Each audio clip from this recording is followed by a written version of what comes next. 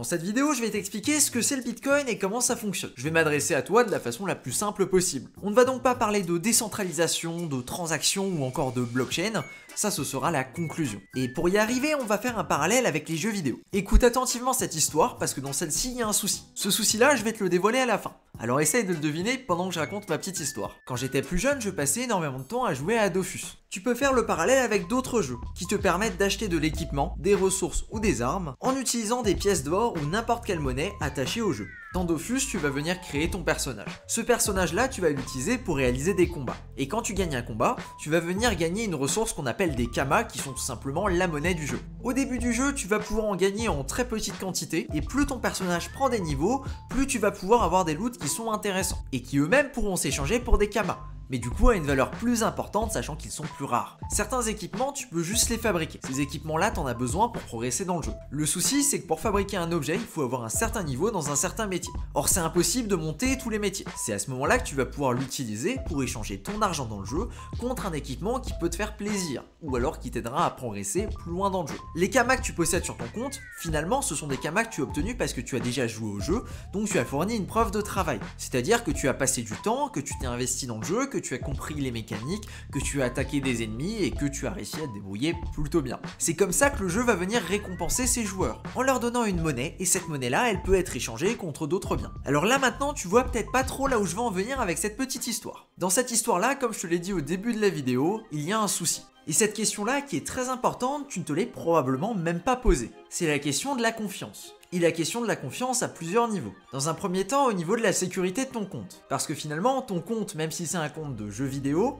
eh bien ce compte-là, il est géré par une société derrière. Et cette société, pour quelque raison que ce soit, elle peut très clairement décider de bloquer ton compte et du coup, l'accès à tes fonds, qui ceux-là sont virtuels. Ou bien dans un autre cas de figure, la boîte qui gère ce jeu peut totalement faire faillite, et du coup tu es dans l'incapacité de récupérer ce qu'il y avait sur ton compte. Mais il y a également un autre point sur lequel tu leur fais confiance, c'est le fait qu'ils ne vont pas dévaluer la monnaie. Par dévaluer la monnaie, j'entends ne pas venir injecter des millions voire des milliards de kamas dans l'économie, ce qui aurait pour effet de faire monter le prix des équipements ou encore des ressources, et donc qui réduirait le pouvoir d'achat de tes kamas. On peut faire un parallèle direct avec l'économie réelle. Il n'y a qu'une seule entité qui te permet de disposer de ton argent, à moins que tu sois sur plusieurs banques. Et il y a également cette notion de confiance par rapport à la Banque Centrale Européenne et les gouvernements qui sont les seuls à pouvoir décider d'imprimer de la monnaie. Et je précise bien qu'il n'y a pas de limite à ce levier. Ils peuvent décider d'imprimer une infinité d'euros. À chaque fois que tu utilises ton argent, ce que tu fais, c'est tout simplement faire confiance au gouvernement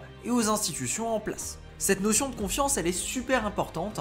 Et pour bien la comprendre avant d'aller plus loin, eh bien il faut t'abonner à cette chaîne YouTube pour ne manquer aucun des prochains épisodes que je vais appeler sobrement les indispensables. Eh bien on va venir attaquer un petit peu l'historique de la monnaie. Comment ça s'est fait et surtout d'où ça vient. Qu'est-ce qui fait sa valeur? On suppose que de façon historique, les premiers échanges se sont faits avec du troc. C'est-à-dire échanger un objet contre un autre. Quand je dis on suppose, c'est qu'on n'en est pas sûr. En fait, il n'y a pas de trace de ça. Comment est-ce que tu veux prouver qu'il y a quelques milliers d'années, un mec a fait un échange entre de la paille et de la pierre? C'est juste impossible. Finalement, on s'est rendu compte que c'était pas très pratique. Il faut que le bonhomme avec lequel tu as envie de faire du troc, il ait besoin de ce que toi tu as envie de troquer. Autant te dire que si t'as 10 kilos de pommes et que tu veux les échanger contre une paire de chaussures, j'espère pour toi que le cordonnier en face, eh ben il aime beaucoup les pommes. On s'est donc rendu compte que ça fonctionnait pas bien. À partir de là, on s'est dit, il faudrait peut-être une ressource que tout le monde serait capable d'accepter et qui pourrait s'échanger contre tout et n'importe quoi. Il faut que cette valeur, elle reste intègre dans le temps. Au tout début, on a essayé avec du blé, du riz, ce genre de choses. On s'est rendu compte que ça fonctionnait pas bien parce que c'était quelque chose qui était périssable. Par la suite, on a commencé à capter qu'il y avait des choses qui ne se dégradaient pas avec le temps, ou alors très peu, notamment les métaux. Et c'est comme ça qu'au bout d'un moment, on est tombé sur l'or. C'est l'or qui était considéré comme un étalon. C'est-à-dire qu'on pouvait comparer le prix de tout et n'importe quoi par rapport à une quantité d'or. Une pomme, c'était par exemple 5 grammes d'or. Ouais, ça reviendrait très cher la pomme si c'était ça. Sauf qu'on s'est rendu compte que c'était pas très pratique l'or. Qui c'est qui se balade avec des lingots d'or?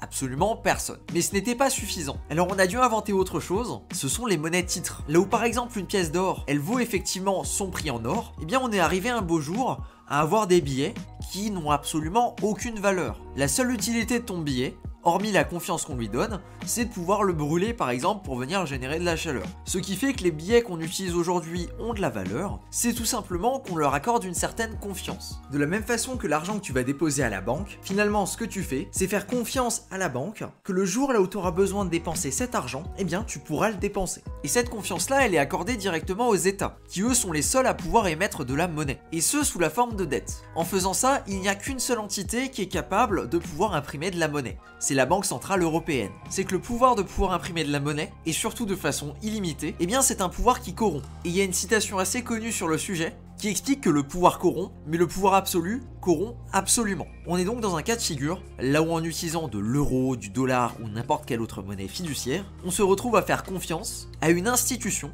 qui possède des pouvoirs phénoménaux, voire même absolus et illimités, sur la création monétaire. Et ce, sans même qu'on ait le droit de dire un seul mot là-dessus. C'est à partir de ces éléments et de bien d'autres que la personne ou le groupe derrière Satoshi Nakamoto ont décidé de fonder le Bitcoin. Et lui, le Bitcoin, son objectif, c'est de résoudre ce type de problème.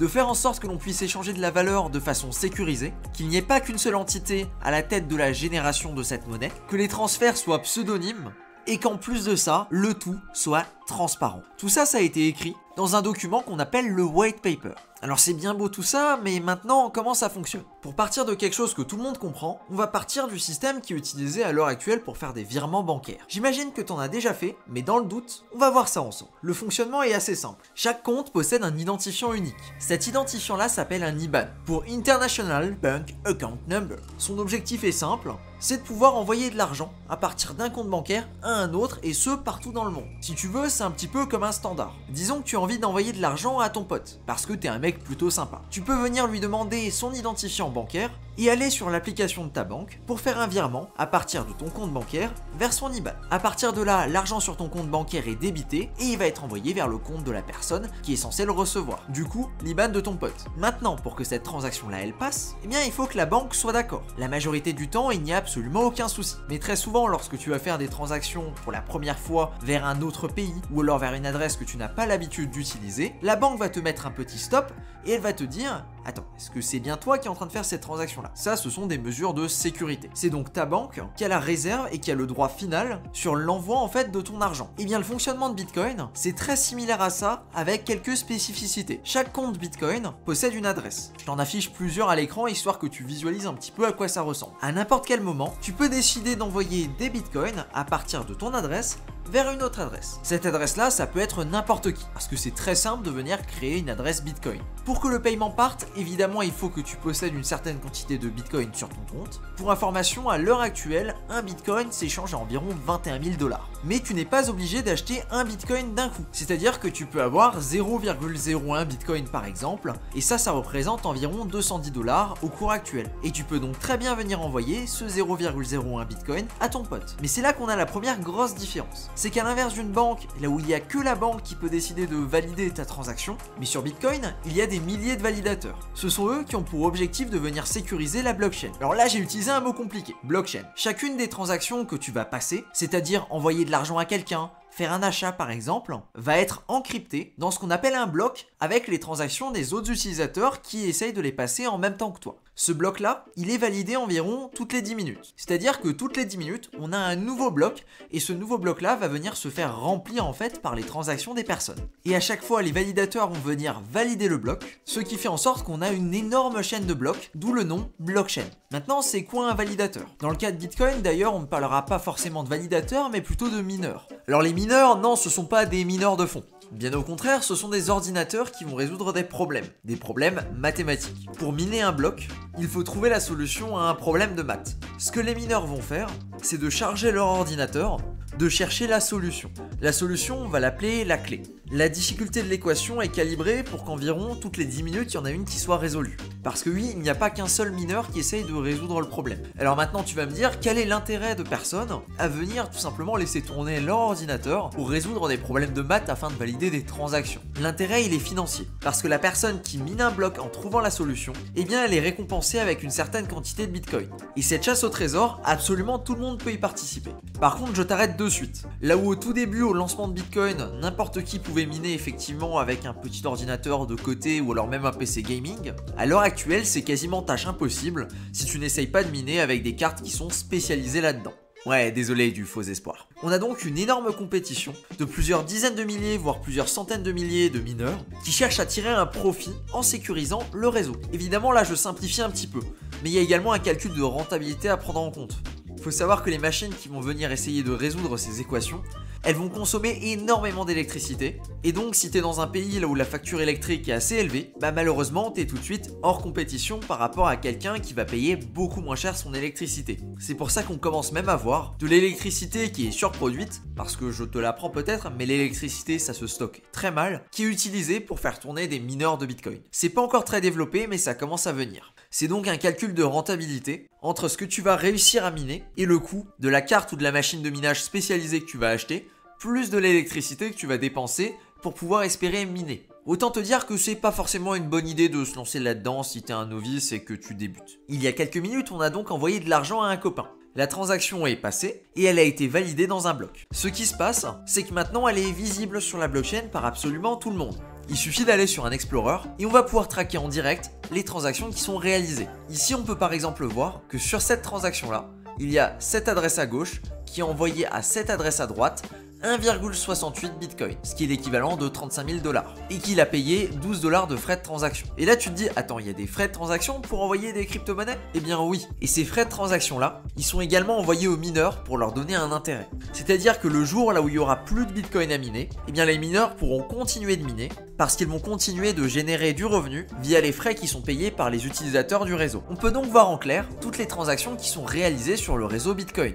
Par contre, on n'a aucune idée de qui se trouve derrière ces adresses. C'est pour ça qu'on parle d'un réseau qui est pseudonyme. Par exemple ici pour cette transaction là, on va voir que c'est cette adresse qui commence par BC1Q qui a envoyé de l'argent à une adresse qui commence par 3GW4. Mais il n'y a aucun moyen de savoir exactement à qui ces adresses appartiennent. À moins bien sûr d'avoir l'information, et du coup à partir de là, on peut traquer les mouvements et on peut l'associer à une personne. Par exemple, si moi je t'envoie du Bitcoin sur ton adresse, tu sais évidemment que c'est moi qui t'ai envoyé du Bitcoin. Et donc tu peux retracer mon adresse et savoir ce qui s'est passé dessus jusqu'à présent. À l'instant, je t'ai également parlé qu'à un moment, il n'y aurait plus de Bitcoin qui serait généré. C'est un des gros points forts de Bitcoin, c'est qu'il n'y aura jamais plus de 21 millions de Bitcoin en circulation. C'est écrit, c'est acté, c'est codé, on ne peut pas y toucher. Et les 21 millions de Bitcoin seront atteints en 2142. Autant te dire qu'on a encore de la marge pour voir venir. Ici par exemple, tu peux voir qu'à l'heure actuelle, on a 19 200 000 Bitcoin en circulation, ce qui représente 91,5% des Bitcoins en circulation. Et à l'heure actuelle,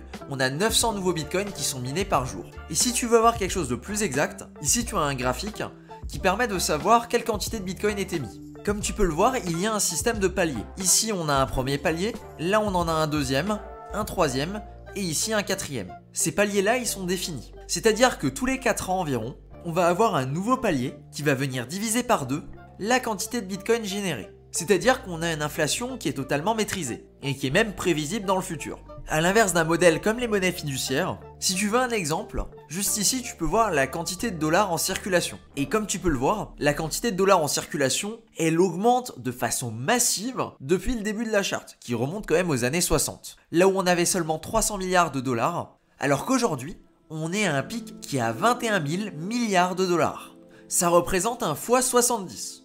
C'est-à-dire que si entre 1960 et aujourd'hui, ton patrimoine n'a pas fait x70, et ben ton pouvoir d'achat, il est en baisse. Je vais pas trop rentrer dans les détails là-dessus, ça c'est le sujet d'une autre vidéo. C'est juste pour montrer que sur Bitcoin, on a quelque chose qui est défini, qui est clair, et qui ne va pas venir dépendre des éléments extérieurs. Comme ici par exemple sur cette charte, là où on peut voir qu'effectivement il y a beaucoup d'argent qui a été imprimé. Voilà donc ce qu'il faut retenir sur Bitcoin. C'est une crypto-monnaie qui permet de faire des échanges. Ces échanges-là sont sécurisés par différents acteurs qui sont appelés des mineurs. Ces échanges qu'on appelle des transactions sont sécurisés dans la blockchain, qui représente un livre de transactions. En conséquence, il n'y a aucune entité qui a la tête de Bitcoin.